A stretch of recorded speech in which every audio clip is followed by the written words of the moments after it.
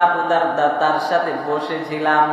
ফাজাআহু রাজুলুন, এমত অবস্থায় একজন লোক আসলেন। ফাকালা ইয়া আবু দারদা, আর বললেন নবীর সাহাবী আবু দারদা,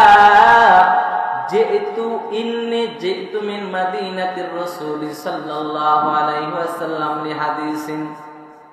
সাহাবী বললেন নবীর সাহাবী আবু দারদা, জানো আমি তোমার কাছে মাত্র একটা হাদিস শেখার জন্য মদিনা থেকে, নবীর শহর মদিনা থেকে দামেস্কে আসলাম।